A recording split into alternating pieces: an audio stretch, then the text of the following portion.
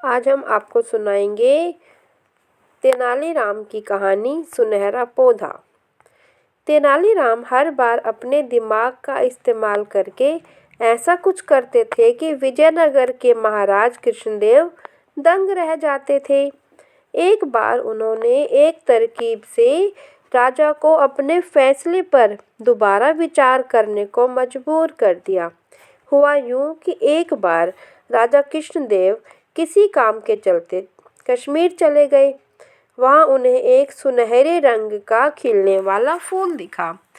वो फूल महाराज को इतना पसंद आया कि वो अपने राज्य विजयनगर लौटते समय उसका एक पौधा अपने साथ लेकर आ गए।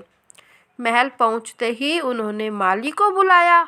माली के आते ही महाराज ने उससे कहा, देखो, इस पौधे को हमारे बगीचे में ऐसी जगह लगाना कि मैं इसे अपने कमरे से रोज देख सकूं।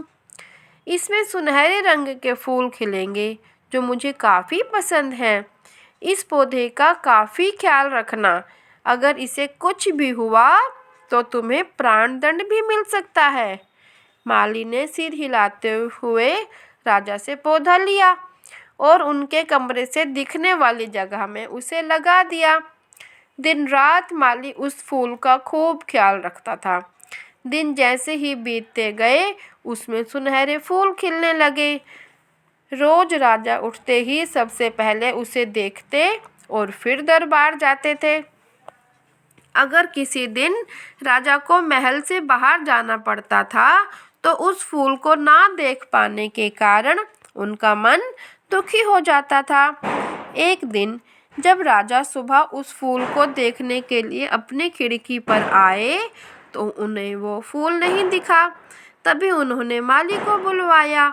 महाराज ने माली से पूछा, वो पौधा कहाँ गया? मुझे उसके फूल क्यों नहीं दिख रहे? जवाब में माली ने कहा, साहब, उसे कल शाम को मेरी बकरी खा गई। इस बात को सुनते ही उनका गुस्सा 7वें आसमान पर पहुंच गया। उन्होंने सीधे राजमाली को 2 दिन बाद मौत की सजा सुनाने का आदेश दे दिया।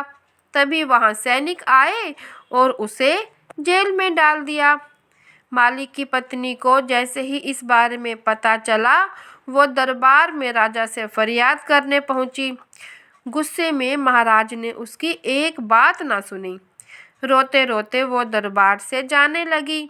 तभी एक व्यक्ति ने उसे तेनालीराम से मिलने की सलाह दी। रोते हुए माली की पत्नी ने तेनालीराम को अपने पति को मिली मौत की सजा और उस सुनहरे फूल के बारे में बताया। उसकी बात सुनकर तेनालीराम ने उसे समझा बुझाकर घर भेज दिया। अगले दिन गुस्से में माली की पत्नी उस सुनहरे फूल खाने वाली बकरी को चौराहे में ले जाकर डंडे से पीटने लगती है। ऐसा करते करते बकरी अधमरी हो गई। विजयनगर राज्य में पशुओं के साथ इस तरह का व्यवहार करना मना था। इसे क्रूरता माना जाता था। इसलिए कुछ लोगों ने माली की पत्नी की इस हरकत की शिकायत नगर कोतवाल को कर दी।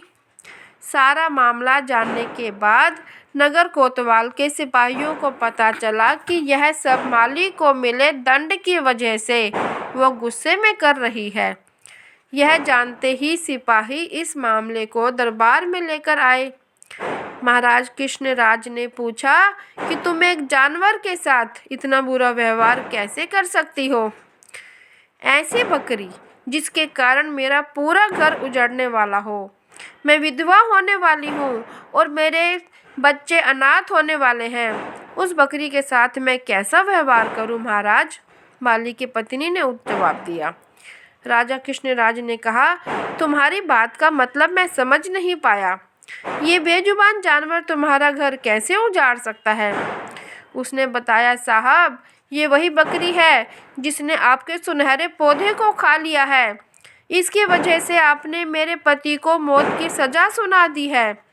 गलती तो इस बकरी की थी, लेकिन सजा मेरे पति को मिल रही है। सजा असल में इस बकरी को मिलनी चाहिए, इसलिए मैं इसे डंडे से पीट रही थी।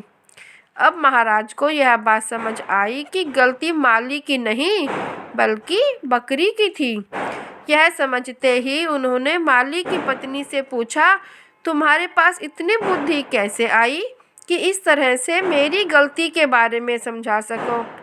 उसने कहा कि महाराज, मुझे रोने के अलावा कुछ भी नहीं सूझ रहा था।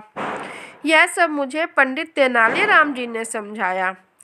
एक बार फिर राजा कृष्ण राय को तेनालीराम पर गर्व महसूस हुआ और उन्होंने कहा कि तेनालीराम, तुमने मुझे एक बार फिर बड़ी गलती करने से रोक दिया।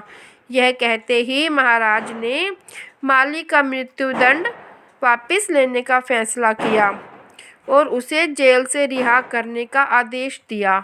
साथ ही तेनालीराम को उनकी बुद्धि के लिए 50,000 स्वर्ण मुद्राएं उपहार के रूप में दी। इस कहानी से हमें शिक्षा मिलती है कि समय से पहले कभी भी हार नहीं माननी चाहिए। कोशिश करने से बड़ी मुसीबत से निपटा जा सकता है। धन्यवाद। धन्यवाद दोस्तों। Thank you for watching. अगर आपको मेरी ये कहानी पसंद आई है तो प्लीज़ मेरे चैनल को लाइक, शेयर और सब्सक्राइब करें। Thank you.